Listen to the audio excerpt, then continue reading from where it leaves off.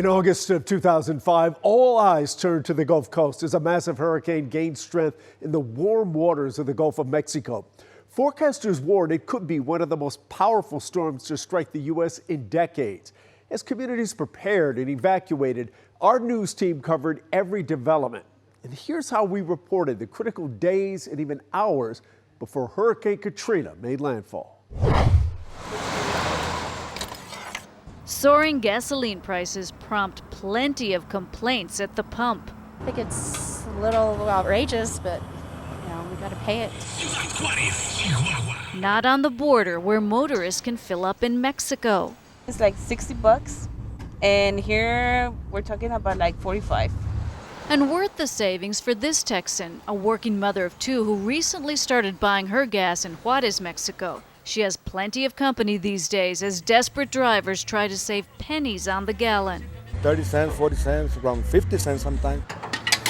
Business is brisk at this small Mexican service station. Attendants say higher prices in the U.S. translate into big sales for them.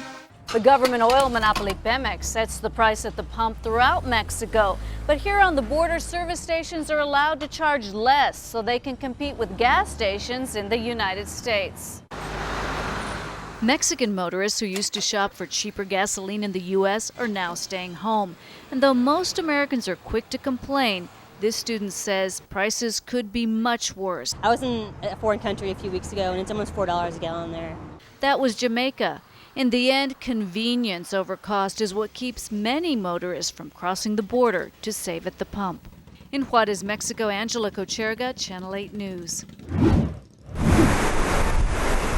Hurricane Katrina blows through South Florida, taking aim for the battered residents of the Panhandle. So I think I have it down to a science now, so I'm not too worried. The wind and the waves also threaten oil platforms far offshore, meaning we could all feel it at the gas pump, with supplies running very close to demand. So just the threat of that happening, it's not irrational for that to add prices to crude. When offshore oil platforms are threatened, workers are evacuated and basically they stop production and they secure the production facilities. Analysts at oil industry consultants PFC Energy say the threat can cut supply. And when a big storm actually hits, there can be a real effect on oil prices. Ivan cut through the teeth of a major producing area of the Gulf of Mexico. Each dot on the map, a platform that took hurricane-force winds. Dozens were damaged. Another Ivan could send oil prices to about $100 a barrel. Yeah, that will take us within spitting distance. And so gas prices would go well over $3. Jim Fry, Channel 8 News, Washington. Pete, scarcely did you arrive at the airport when you were headed out again, and you are not alone on the freeway. No, we're not. As a matter of fact, Brad, we're westbound right now. We're heading toward Baton Rouge, and at this point we have kind of stop-and-go traffic. We'll move along at a pretty good clip, and it's a dead stop. And I'd say we're about 25 to 30 miles out of New Orleans itself right now, westbound toward Baton Rouge. Pete, you've been through so many storms, perhaps not as large as this one, but you've experienced them from different perspectives in the weather center, in the field. What's your sense of how the city is prepared? You know, at this point, it seems like things are fairly well organized, but let's keep in mind, if this system holds together, this is going to be a hurricane of such that the United States hasn't really had to contend with. Yes, we had Camille back in the late 60s. Yes, we had Andrew in the early 90s, but this one is its own beast. And once this makes landfall sometime tomorrow, I think they're going to have some real problems down here. I think that goes without saying. But at this point, everything looks like they're handling it as well as they can, given the circumstances that they're dealing with. No, right now, downtown is desolate, except for thousands of people who've come down to the Superdome. The city, the federal government, the state government have opened the Superdome as a shelter of last resort, ostensibly to help out aged and people who can't get around well. But as it's turned out, there are thousands of people who have come down here who are healthy, and they're going to try and get as many in as they can. The Superdome holds 80,000 for a football game. They don't believe they can get that many in there. They have to provide for water coming into the Superdome. If the levee system is compromised, and get people high enough in the upper rows and sections that they would be up above 10 or 20 feet of water. So that is the only beehive of activity in downtown New Orleans right now. Fear looked like this in New Orleans Sunday. Outbound traffic backed up for miles and miles, with people afraid of Hurricane Katrina. It's dangerous and it could do any kind of damage. Worried drivers looked for open gas stations that were hard to find. I saw the gas station, a few people pumping gas, so decided to pull on in and try to get it right here because no telling what's going on no further out. While most people chose to flee New Orleans by driving, others wanted to fly as time ran out. But as midday approached, airlines canceled more and more flights. Brett Weir of New Orleans caught a Southwest flight to Tampa. I just don't want to end up swimming in my apartment. It is so scary.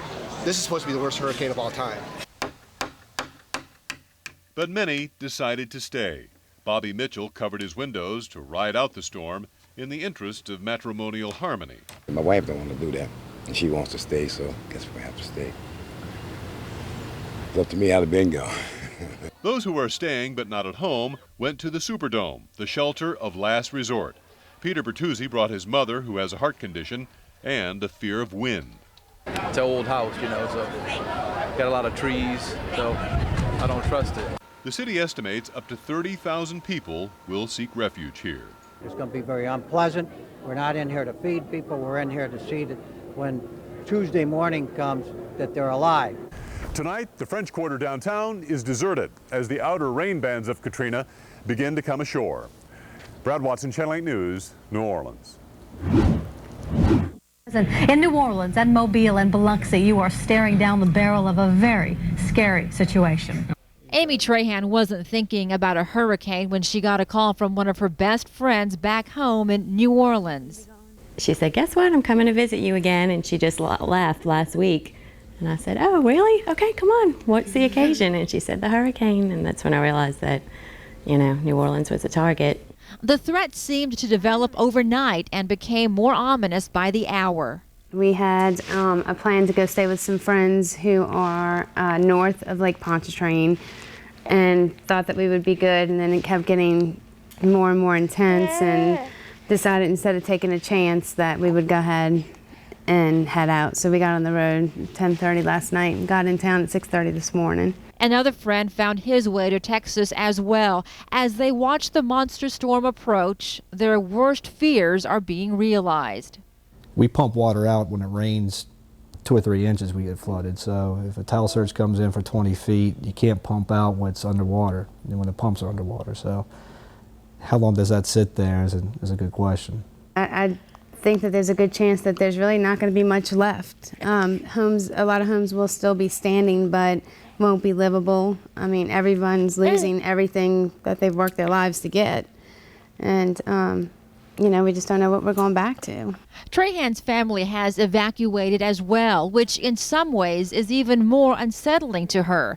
You see, her father helped design the city's system of levees, which were designed to withstand a Category 3 hurricane. Katrina is bearing down as a Category 5. So he left this time, and you know, I mean, he helped design the levees that hopefully will hold through this storm. So for him to leave is, you know, it's serious. And he actually told me this morning that he's afraid that he'll lose his house. And I've never heard him say that before. Hurricane Katrina would go on to become one of the costliest and deadliest disasters in American history, forever changing not only New Orleans, but the entire Gulf Coast. Thank you for watching this look back at our coverage leading up to the storm.